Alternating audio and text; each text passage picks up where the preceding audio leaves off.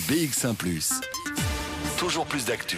Voilà, on va revenir à l'actualité des inondations. On a rétabli la connexion avec Jessica Nibel, qui est donc la porte-parole d'Infrabel. Bonjour Jessica Nibel, merci d'être avec nous. On a donc annoncé ce matin, Infrabel a annoncé, mais aussi la SNCB et le ministre des Transports, Georges Kilkenny, on a annoncé donc la suspension du trafic ferroviaire pour la région wallonne. Est-ce que vous nous confirmez que c'est toujours le cas ce midi? Quel est l'état du trafic pour les trains en Wallonie?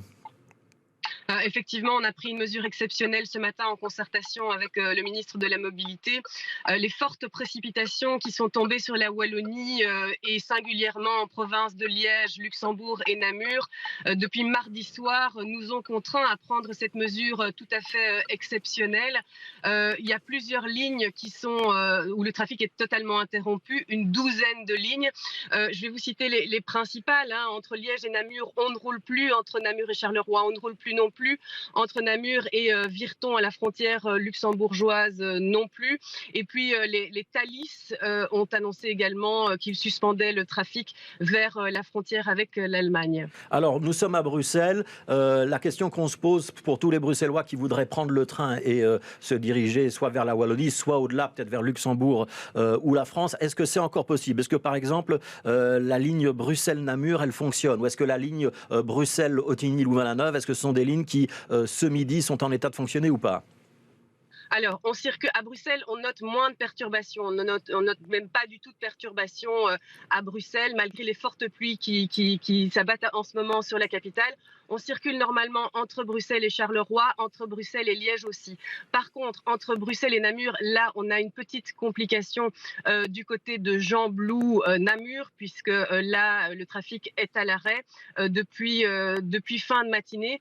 Et puis, du côté de Mont-Saint-Guibert, on a également eu un éboulement dans les voies, un talus qui s'est effondré sur les voies. Et donc là, les équipes d'Infrabel sont sur le pont pour nettoyer les voies et remettre le trafic en état le plus rapidement possible. Mais vous savez, selon les premières prévisions qu'on a pour l'instant, le rétablissement, le retour à la normale du trafic ne devrait pas intervenir avant 1 à 2 semaines. 1 à 2 semaines, ça veut dire que pendant 1 à 2 semaines, en direction de Namur par exemple, on va avoir des perturbations au départ de Bruxelles. On aura des perturbations, ça ne veut pas dire que toute la ligne sera hors service, donc on circulera sans doute par tronçon, mais ce sont les prévisions temporaires que nous avons pour l'instant. Alors évidemment, nous sommes dépendants des caprices de la météo, tant qu'il n'arrêtera pas de pleuvoir, nous ne pourrons pas évaluer correctement les dégâts et avec certitude. Donc pour l'instant, on subit, comme tout le monde, ces inondations. Oui, ce délai d'1 à 2 semaines, il concerne aussi les autres perturbations et particulièrement la ligne Thalys vers l'Allemagne où là on aura un rétablissement plus rapide. Alors, pour les lignes Thalys, je ne peux pas me prononcer parce que ce sera la décision de Thalys. Par contre, pour les lignes sur le réseau ferroviaire belge, là, effectivement, on nous donne des prévisions de 1 à 2 semaines pour un rétablissement complet. On verra quand la pluie se sera calmée et qu'on aura donc un retour à un temps clément. On devra monitorer et analyser toutes les perturbations qu'il y a sur le réseau, faire une évaluation des dégâts et mettre en ordre nos priorités d'action aussi. Ce sera sans doute en fonction des lignes les plus fréquentées qu'on opérera en premier. Le montant des dégâts sera sans doute considérable aussi. Quels sont les types de dégâts auxquels Infrabel doit faire face aujourd'hui? Est-ce qu'il y a des zones qui sont d'ores et déjà, par exemple, très compliquées, très dangereuses? On sait qu'il y a eu au moins un train qui a déraillé.